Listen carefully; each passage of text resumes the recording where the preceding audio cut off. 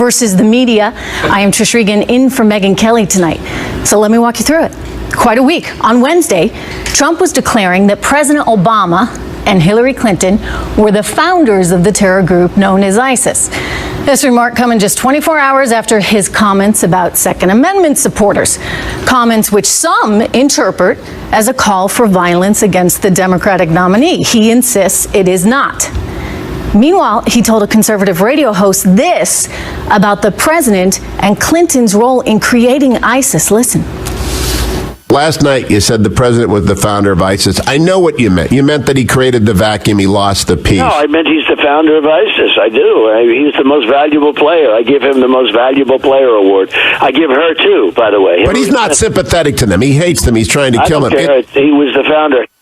Yeah, but today he took to Twitter and he said, nah, I was just kidding on that, writing that, quote, the media needs a serious lesson in sarcasm. And not only did Trump suggest he was kidding, he said this at his Pennsylvania rally today. So I said, Obama is the founder of ISIS. The founder. And these dishonest media people, the most dishonest people, they said, oh, did he mean that? Obviously, I'm being sarcastic. Then, but not that sarcastic, to be honest with you. Hey, maybe this is why people show up at these rallies. A little bit of humor there. Trump campaign national spokesperson Katrina Pearson joins us in moments. But first, we have more from chief political correspondent Carl Cameron, who has more from Pennsylvania tonight. Carl. Thanks, Trish. Trump here in Altoona, Pennsylvania this evening went back to the well when it comes to Barack Obama being the, quote, founder of ISIS. And as you just showed earlier today, he continues to debate himself on this issue. And tonight he renewed that. Listen to the new version. But you look at I have been for numerous days sarcastically saying that he is the founder of ISIS. Don't forget, when he took over, I think they were in 8 countries, 7 countries. Now I understand they're in 28 countries. They're rampant all over the world. So I've been saying, and I'll keep saying because it's true, but somewhat sarcastically, I've been saying he's the founder of ISIS, and I say she's a close second. If it weren't for them, you probably wouldn't even have ISIS. Self-contradictory statements like that explain why so many Republicans have doubts about Trump's ability to beat Hillary Clinton come Election Day. And there are a number of polls in battleground states that suggest that Clinton has been surging and Trump has been fairly flat in the polls since his convention. New Marist polls in Florida say that Trump has slipped to 5 points behind Clinton at 44-39. In North Carolina, she's ahead 9 points, 48-39. In Virginia, Clinton's up 13 points, 46-33. And in Colorado, she now trails by 14. He now trails by 14 points behind Hillary Clinton. Here in Pennsylvania, polls this week suggest that Hillary Clinton has pushed out to a lead. And today, Trump said the only way he's going to lose Pennsylvania is if there's voter fraud. Cheating is the word he used. And he urged his voters, when they go to the polls in November, to watch for any of it. And if they see any irregularities, to call the sheriff or the cops. Trish? All right, thank you very much, Carl. Joining us right now to respond to the week that was and what's coming up, Katrina Pearson, Trump campaign national spokesperson. So, Katrina, the media can't take a joke? Well, they can, but not when a Republican tells a joke. I mean, this sarcasm is definitely one-sided. I don't recall a 4-day fallout or even follow-up questioning when Hillary Clinton said she wiped her server clean with a cloth. No one asked if it was a terry cloth, if it was microfiber, because they knew she was kidding. And this is the exact same thing. And when Trump says it was sarcasm, but not really, of course he's being sarcastic about Obama being the literal founder of ISIS. Of course, Obama didn't file any paperwork of incorporation, but he's very serious because it was the Obama-Clinton failed foreign policies that gave birth to ISIS, because we know for a fact they ignored the intelligence coming from the Middle East. Hugh Hewitt gave him the opportunity to basically say that, and he said, no, he's the founder. I mean, she's the founder. Is that in part because he's trying to drill this message into people that, in fact, it is the failed policies of the Obama administration that have led to the rise of ISIS? Oh, absolutely. Absolutely, and even further in that Hugh Hewitt interview, he talks about the policies and how horrible that they were, that the way that they went into Iraq and exited and basically put all of their positions out there for all the public to see. But this goes further than that, because I've heard specifically over at CNN saying, well, Donald Trump said he would have followed the same timeline. You cannot compare a private citizen that does not have access to intelligence information like the August 2012 DIA report, which told Obama and Secretary Clinton that if you go in and arm the rebels in Syria, if you do X, Y, and Z, this is what will happen. They told them in that report in 2012 that there'd be a vacuum created, and also told them that ISIS itself would form, the Islamic State. And General Flynn came out and reported blatantly that this wasn't just a blind eye the president and Hillary Clinton turned. It was willfully ignored intelligence, and now we have global terrorism. You know, let me ask you, Katrina, do you think in some ways he's hurt by the fact that he is willing to go out there and speak so candidly at these rallies, not on teleprompter? I mean, Hillary Clinton, it's been 250 plus days since she's had a legitimate press conference. In fact, I think the last one was the one where that server joke came up. So he's out there talking all the time. Is this what's getting him in trouble? Well, I think it's only getting him in trouble with those who have an agenda. The American people see right through this. There's no question about that. Hillary Clinton can turn out 150 people to her events. Donald Trump is turning out 15,000.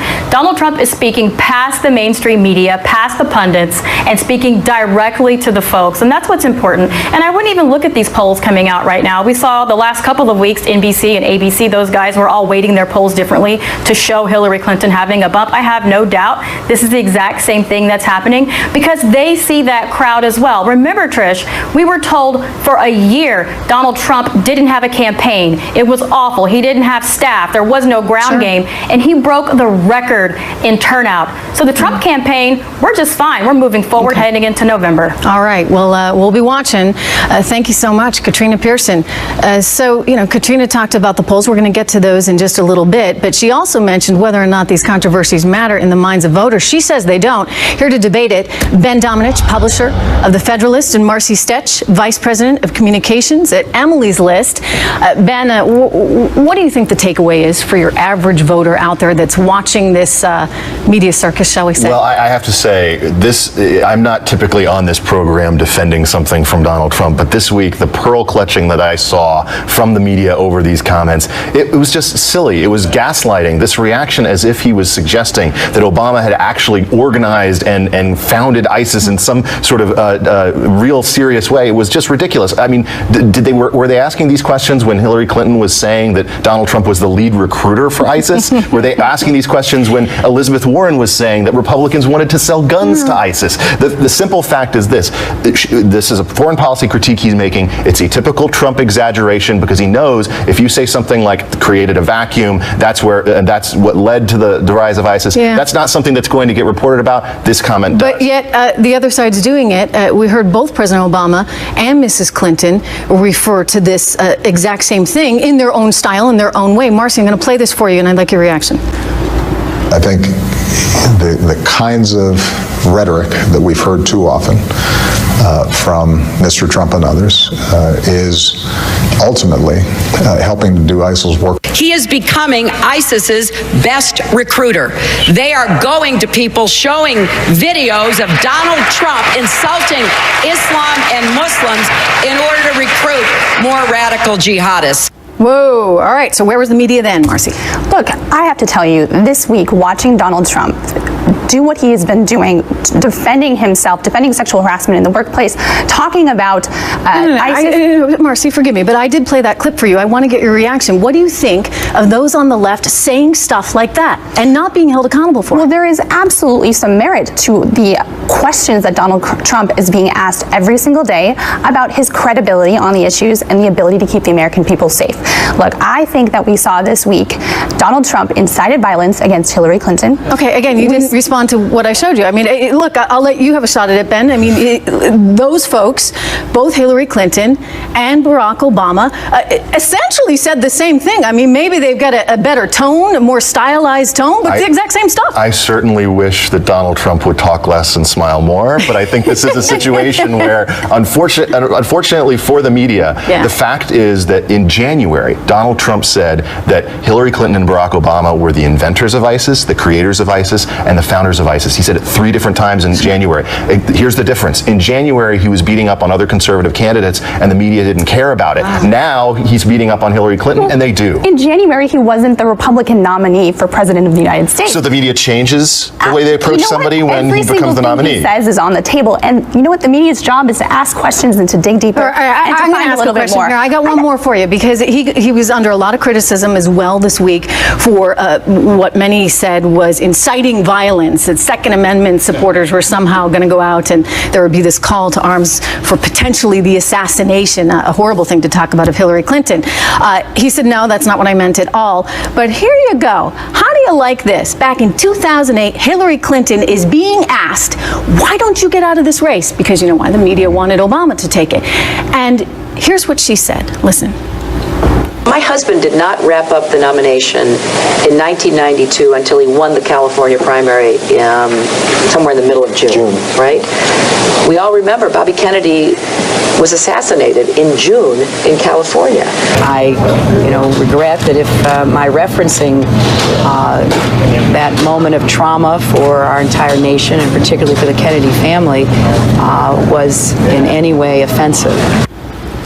Offensive? I mean, here you've got the first African-American candidate who's actually got a shot at winning the nomination, and she's talking about Bobby Kennedy and assassination. I mean, so again, 2 wrongs don't make a right, but I would hesitate to say that Donald Trump was going as far, Marcy, as she actually went there. Well, I have to tell you that these conversations that we're having right now about things she said years ago are not actually what voters are thinking about and talking about on a regular basis. Right now, they want to talk about the issues. But maybe they should be. I mean, that's where the media seems to be falling short, because nobody remembered what she said in 2008. What we are experiencing right now is not Mitt Romney versus Barack Obama. Look, I am a Democrat.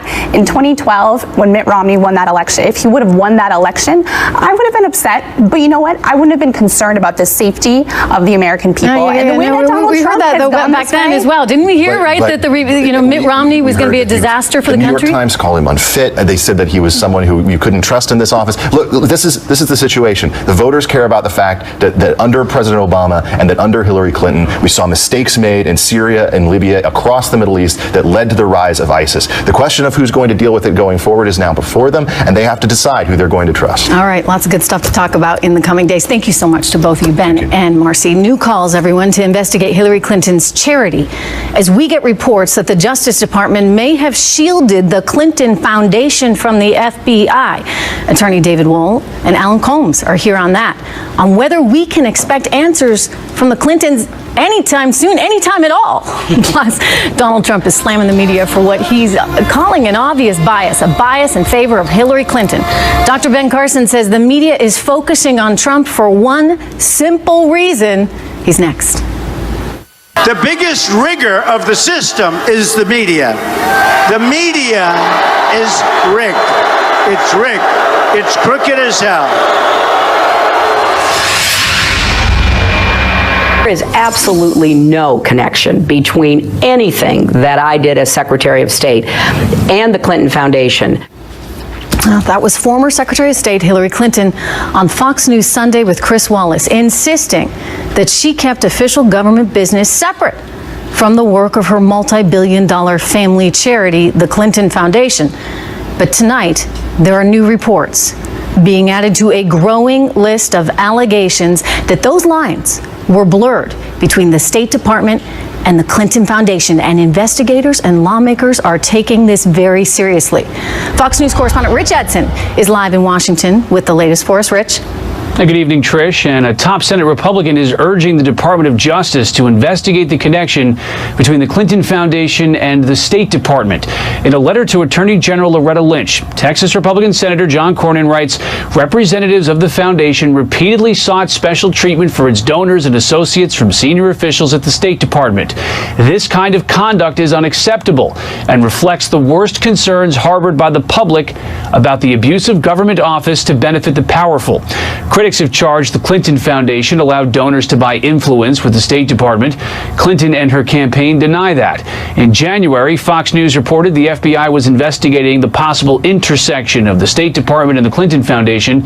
Senior Justice Department communication officials maintain that they know of no current investigation into Hillary Clinton or the Clinton Foundation. However, these same officials say if there were an investigation by other offices, they may not know about it.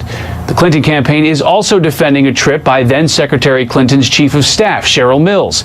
She traveled to New York to conduct business for the Clinton Foundation.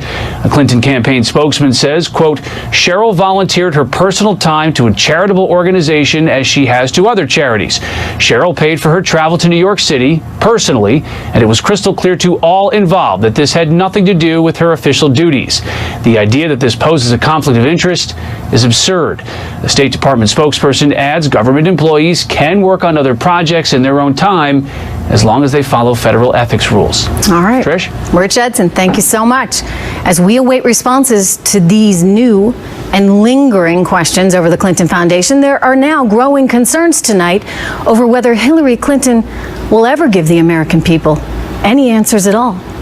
Because the last time Mrs. Clinton held a traditional news conference, how do you like this? December 4th, 2015.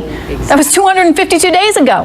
One reporter going so far as to say, she is the least accessible presidential nominee in modern times. David Wohl is an attorney and Trump supporter, and Ellen Combs is host of the Ellen Combs Show. David, what's she so afraid of? Well, Trish, granted, she doesn't speak too well off teleprompter, and she doesn't tend to ad-lib too well, but she has issues that transcend politics. She has serious Fifth Amendment issues. It's been scandal after scandal. First, the email server scandal, then the perjuring herself at Benghazi scandal. Now these 44 emails indicate that her chief of staff, and don't tell me it wasn't at her direction, engaged in beneficial activities for fat cat donors to the Clinton Foundation, basically in total violation of ethical standards. And in my estimation, this could be public corruption criminal charges. So if I'm advising Hillary Clinton, I'm going to tell her, you know what, you're not going to do any press conferences, because if you give the wrong answer to one of these questions that are no doubt forthcoming, you could be handcuffed the next day. Yeah, it's that serious. Not to mention she's not, as you said earlier, the most natural in those situations with those press conferences. Alan, right. I gotta say, this stuff just doesn't look good. The appearance of it sure doesn't feel good. Your thoughts? Well, it may not feel good to you. David, you just accused... It shouldn't feel good to anyone. I don't want a member of my government, taking payouts. Well, there's no evidence of that. That's not been proven. David, let me jump in, and you'll get a chance. But one thing that really I have found issue with, and again, I come from a financial background, UBS, United Bank of Switzerland, they tried to get a bunch of their clients off the hook because the IRS was looking into whether or not these people were committing some kind of tax evasion. About 55,000 clients. And so they went to Hillary Clinton and the State Department. And guess what? She got them off the hook. It turned out only 4,500 of them had to be investigated by the IRS. So that was a good deal. And then what do you know?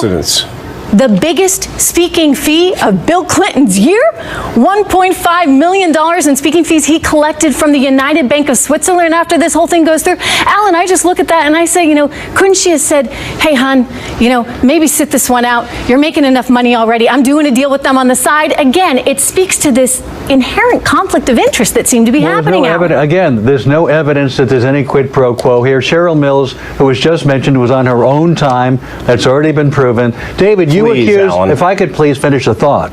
David, you just accused Hillary Clinton of perjury. She's not been indicted. She's not been convicted. You're putting out false information. Jim Comey came out of this press conference and says, yes, she did lie about the email information at the Benghazi hearings. He said she did. She was not convicted of perjury. She was not indicted. She wasn't convicted. You're making a false claim. But he said, no. He said, I need a referral and I'll investigate it, but he said, yes, she did lie. He concluded why that. wasn't she indicted then? Alan, because he doesn't have a referral to investigate. David's right. In fact, effectively, he said she was not fully truthful. Then she should have been indicted, but she wasn't. There was no precedent for an indictment. Alan, I don't know how she gets indicted when the president would effectively be indicting his own administration. I mean, he had a little bit of self-interest in making sure that the DOJ did not do that. You had a Republican FBI head saying that there was no precedence to indict. There was not reason, and there was no intent. Hey, Alan, let me ask you about these new reports out tonight. Loretta Lynch's boss. There's more news coming forward that I want to get to because we just have a short amount of time. But we are hearing reports that the FBI did want an investigation into perceived conflicts between the Clinton Foundation and the State Department, and that DOJ shut them down. Alan, I realize that you're more on the left and you're advocating her side. Proudly. However, isn't there a party that just says, maybe it's worth checking out because it sure doesn't seem right? I would question that you have John Cornyn, who you mentioned in the introduction, who wants to have her investigated in the middle of an election season. Gee, I wonder what the agenda here. I question the timing of all of this on behalf of people. How about when a crime is committed? By the way, David, you're submitting a candidate who's going to be on fraud. He's up for fraud in November. He's going to be on trial for Trump University. You should worry about that a little more. A civil than suit, Hillary Alan? Clinton. A civil suit? I'm not worried about a civil suit. And by the way, worry about that. We both agree that Loretta Lynch won't do anything as far as prosecuting Hillary Clinton. Could it possibly be that her boss has formally endorsed Hillary Clinton? I don't know. Maybe that's a conflict there. She's not acting because the FBI said there was no reason to indict. Thank you, Alan. Thank you, David. Coming up next, everyone, it's not just Trump. The media has it out for conservatives as a whole. Mark Thiessen and Rich Lowry are going to join us on that. Plus, Time Magazine and others proclaiming it's meltdown time for Donald Trump, with several outlets reporting on a, quote, come to Jesus meeting with the Republican National Committee. Has the media gotten ahead of itself here? We have Howie Kurtz here tonight, along with Dr. Ben Carson, Trump campaign insider. That's next. I've run out of words to express, my shock and how completely beyond the pale that Donald Trump is.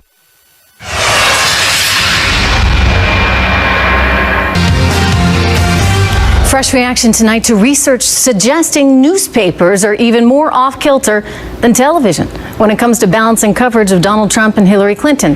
The Media Research Center points to multiple headlines they deem double standards. The New York Times, Wednesday, in all caps, blares, Trump suggests gun owners act against Clinton. Alarm at his remark. From the Washington Post, Trump decried for gun remarks. Critics see his comments on Second Amendment as a threat against Clinton. And from USA Today, Second Amendment people his secret weapon, Trump hints. Howie Kurtz has more live from our Washington bureau. Howie. Trish, if one image could capture the recent coverage of Donald Trump, it would be this Time magazine cover, Meltdown. The media's more hostile approach began with Trump's speech at the Republican convention. What Donald Trump did tonight is a disgrace. The Republican Party that I worked for 2 decades died in this room tonight. We are now represented as a party by a man who believes in protectionism, isolationism, and nativism. The press also ripped Trump during the Democratic convention for what seemed a sarcastic invitation to Russian hackers to dig up Hillary Clinton's 33,000 deleted emails. I've run out of words to express, my shock and how completely beyond the pale that Donald Trump is as a potential leader of the free world and commander-in-chief of our country. Then came the media backlash when Trump criticized the Gold Star family after the Muslim father, Kaiser Khan, denounced him at the Philadelphia convention. Some pundits even questioned his sanity, Washington Post columnist Gene Robinson calling Trump flat out crazy. It seems like a lot of people around him, even in his managerial inner circle, if that isn't a contradiction in terms, are wondering, if not about his sanity, about his ability to control himself. There was another media uproar when the Republican nominee said Clinton, as president, would essentially abolish gun rights, but that Second Amendment people might be able to do something. Donald Trump spoke off the cuff and took his campaign off the rails again. Let me say this to my Republican Party. You are letting Donald Trump destroy the party, and you've done it from the beginning. You don't say stuff like that. It can be seen otherwise. And it's not the press, it's not the Democrats. This is a self-inflicted wound. And Trump has been stepping up his own rhetorical assault on those who cover him. I would actually say that the media is almost as crooked Hillary Clinton. I mean that. The question now, does Trump deserve the tidal wave of negative headlines, or is there an unmistakable bias against him, Trish? I guess one of the worthwhile questions in all this, Howie, is at what point does it become a self-fulfilling prophecy? In other words, if there's a huge pile-on effect and everyone is running headlines like you've seen in the Time cover that you referenced, then does that really seal his fate? At some point, the sheer volume of all this Trump coverage, not all of it negative, but a lot of it negative, as you see, whether Donald Trump's invited some of it or not with some of his language, becomes an imbalance in the way that he is covered versus Hillary Clinton.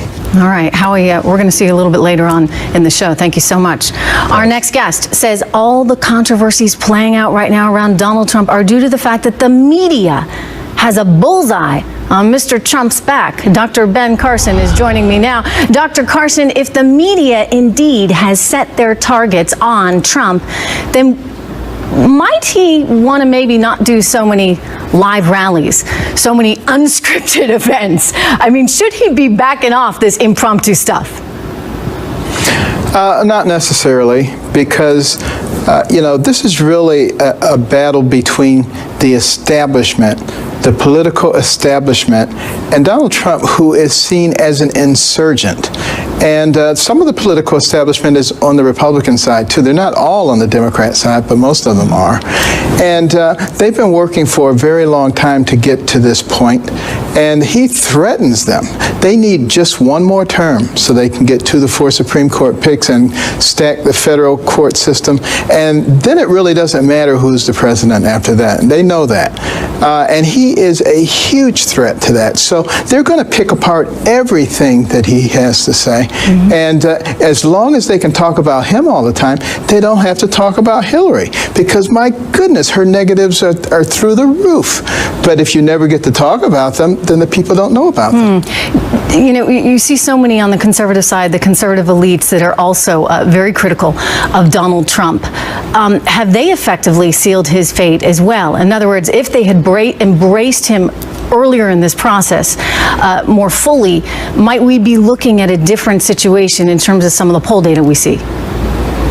Well, the fact of the matter is, if the Republicans, the conservatives, the people with common sense start working together, there is just no way the progressives can overcome them. The progressives know that. So they have to spend a lot of time and energy convincing the conservative group that there's a real problem here and that you can't really get behind this person, and then they're going to go home and laugh their heads off.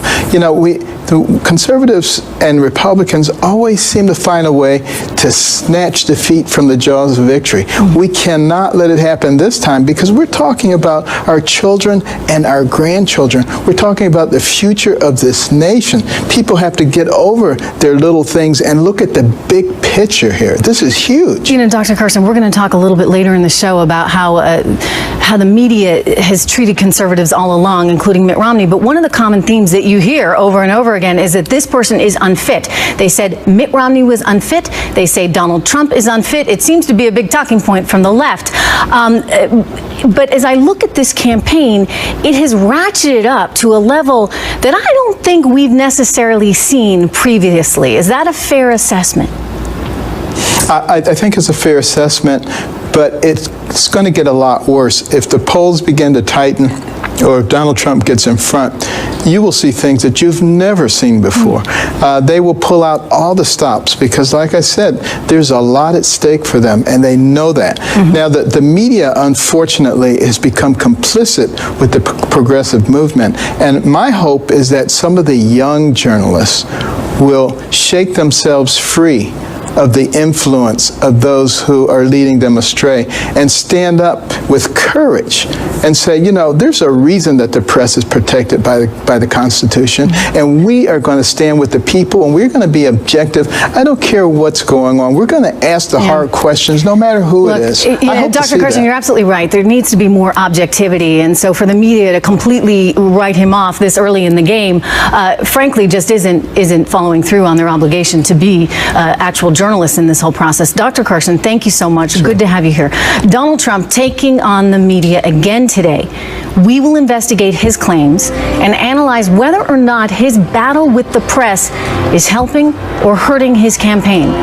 Plus, we go back in time to dig up some of the media's worst attacks against GOP figures. Mark Thiessen and Rich Lowry, they're going to join me on that next. It took the president 14 days before he called the attack in Benghazi an act of terror. Get the transcript. He did, in fact, sir. So let me call it an act of terror. Can you say that a little louder, Candy?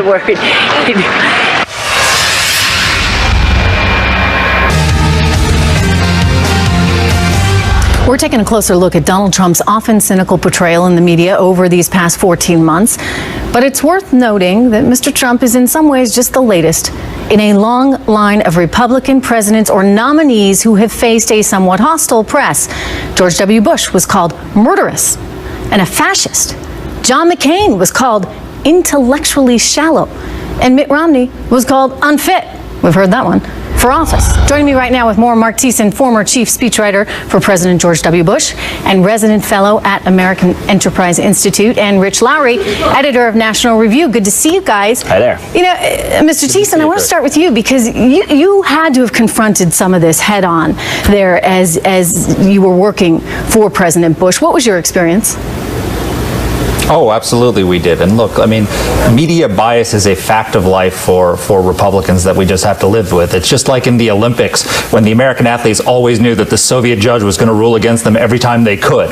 It was just the rare fact of life. And you can recall just in the Bush administration how much press coverage there was of her unfounded and now disputed and now proven wrong accusations that the Bush administration doctored intelligence on Iraq. Well, just this week, we have a report from Congress proving that under the Obama administration, CENTCOM doctored the intelligence on Iraq. There's almost no coverage of it. Yeah. Or if you look at the 2012 campaign, Mitt Romney was made fun of for saying that Russia was our #1 strategic enemy. They had all this fun with Obama saying the 1980s called, they want their foreign policy back. Now the media is beating up Donald Trump for saying the opposite. So they can't even be consistent in their bias. I have a question for you, Rich, and you've experienced this obviously as the editor at National Review for many years as well.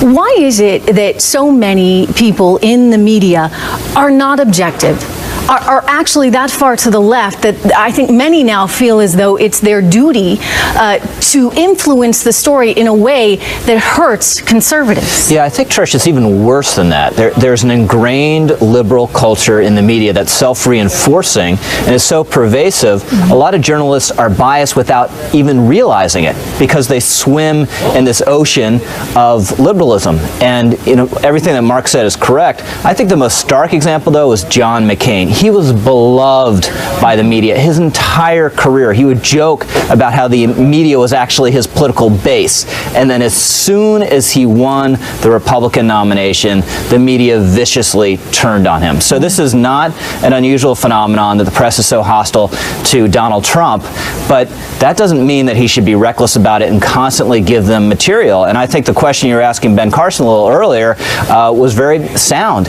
Control your message at the rallies more. Do fewer interviews. Don't give him the opportunity, right? This week should have been about two things, his economic speech and about those devastating Judicial Watch emails. Everything else is a loss for Donald Trump. But instead, we've had this nonsense conversation about various gaffes and controversies all week. You talk about the institutional bias, and I think that's very interesting. But I also, like Dr. Carson, question if that can change. I mean, he made the point that there are younger journalists that are coming into this field every day. And how is it that they're getting so entrenched, Mark, with what everyone else in the organization is telling them to do? Well, I think Rich is exactly right that they swim in this pool of liberal bias and they don't even realize it. But the difference between then and now is that at least in the past they used to feign objectivity. They used to pretend that they were not biased. Today they've given up all pretense of not being biased. We just had a front page story in the New York Times this weekend by the media reporter of the New York Times who said, and I quote, "Let's face it, balance has been on vacation since Trump stepped into his golden Trump Tower escalator last year to announce his candidacy," and he defended it. He said many reporters think that Donald Trump will be dangerous for the country, and so therefore if you think Donald Trump is dangerous, that has to affect your coverage. Well, so they're not even pretending to be objective anymore. They're patting themselves on the back for being biased. Wow. That's how crazy Yes, it's gotten, exactly. right? On the front page of the New York Times. You guys, it's so good to see you. Thank you so much. Thanks, Trish. All right, plus a new narrative emerging from today's headlines. Donald Trump is continuing to look as though he is highly challenged in this race. We have many polls out saying that it's going to be an uphill battle, and you have seen a number of media organizations really reflect a bias in that they are saying it is over. Is it really over? Hey, it ain't over till it's over, right? As we always say, Howie Kurtz is going to shine a spotlight on these allegations of media bias. That's next. On the campaign trail today, Donald Trump rehashing his fight with the media. Mr. Trump's allegations of unfair coverage, they started almost immediately after he announced his bid for the White House back in June 2015. And since then, the billionaire businessman has called many in the media, quote, dishonest and part of a rigged system that is working against him and his supporters. Fox News host of Media Buzz, Howie Kurtz, investigated these claims, and he joins us right now with his report. Howie. Trish, from the moment Donald Trump got into the presidential race, much of the media mocked or minimized his chances. A loudmouth New York billionaire beating all those senators and governors? Really? New York's Daily News depicted Trump as a clown. The Huffington Post relegated all Trump stories to its entertainment section, and most pundits dismissed him as a summer fling. I think this is Donald Trump's biggest day, and he will be ignored from henceforth. And we better be ready for the fact that he might be leading the Republican ticket next. I know you don't believe that, but I want to go on. But the laughter faded as Trump all but clinched the nomination. New York Times columnist David Brooks said he was surprised by Trump's success because he spent too much time with affluent professionals like himself. I didn't think, not only did I not think he would win, I didn't think he was really running for president. I thought he was trying to drum up some kind of publicity for himself. Now, with Trump slipping in the polls, much of the media is again suggesting or flat out predicting that he can't beat Hillary Clinton. The Republican nominee, meanwhile, practically made press bashing part of his platform. He skipped a Fox News debate while feuding with Megyn Kelly. He yanked the press credentials of such media outlets as The Washington Post and Politico, and now refuses to appear on CNN and MSNBC. We're going to punch through the media. We have to. The New York Times is totally dishonest. And CNN, boy, to CNN, it's like all Trump all the time. All Trump all the time. You walk out of an interview, you said, that was a good interview, and then you get killed for the rest of the weekend. That kind of tough talk fired up his base during the primaries, but in a general election, it's not clear whether Trump is being damaged by the constant warfare with the media. Trish. Well, you know, the one question I'd have, Howie, is why the heck is the media not spending more time on the actual policy that would actually be meaningful to our country? I mean, here we are talking about the horse race all the time, all the things that Donald Trump does, but nobody out there, aside, I would point out, from us, because we do dive into this policy, but they're not out there talking about his economic platform. It's almost as though they're afraid to. Well, the press is addicted to polls and flap of the day and insults and all of that. But what's happened now is that day by day, hour by hour, really, you have all of these controversies swirling around Trump, some of them media-generated, some of them self-generated, and very little devoted to Hillary Clinton, who I think is deliberately trying to make little news and let the media and Trump box it out in the ring. I mean, it's been 252 days since she had a press conference, so she's certainly trying to stay out of the headlines and perhaps let him grab the spotlight spotlight for attention that she doesn't want. Howie, stay with me. Joining our conversation with Howie Kurtz, we have Nellie Goulan. She is the former president of entertainment for Telemundo and the author of the New York Times best-selling book, Self-Made. Nellie, good to have you here. And forgive me, it's Goulan. I do want to ask you, it's been remarkable in that we've seen a tremendous shift, I think, in how politics is done, the politicking, if you would, of this campaign, in that Donald Trump's out there tweeting. He's out there on, various media channels talking to his supporters and getting his base excited. Does this mean that going forward there is going to be a real shift in accessibility of politicians? Well, I think so. Look, he is a TV person. I was on Celebrity Apprentice with him. He's someone who knows how to be scandalous, and we as the public love scandal and love arguing, and everything we're talking about today in the media, it's all changed because he is the first real TV personality president. Yes, but it's one thing, right? It's one thing to have scandal on a reality TV show. It's another thing to have scandal when you're running for president. That's right. And I think, as someone who just wrote a book about women and Latinas being the emerging market and the fastest growing entrepreneurs, I feel like he's missed the boat on talking about women like me. And he's not talking to us. So we're sitting here going, oh my God, all this scandal. And you're right, we're not talking about the facts. We're not talking about the public that's out there that really wants real things. No, we need to spend time on that policy because there's a lot of meaty stuff for us to all chew into. Thank you so much. Good to have you here, Nellie and Howie. We're going to be right back with more Kelly File from you. Go to facebook.com/The Kelly File and tell me what you thought of tonight's show. Thank you so much for watching. I am Trish Regan in for Megyn Kelly tonight. This is The Kelly File. I will see you on the Fox Business Network at 2 p.m. The Intelligence Report, where I am every day. I'll see you there on Monday and back here on Monday night. Have a great weekend. Hannity Huckabee is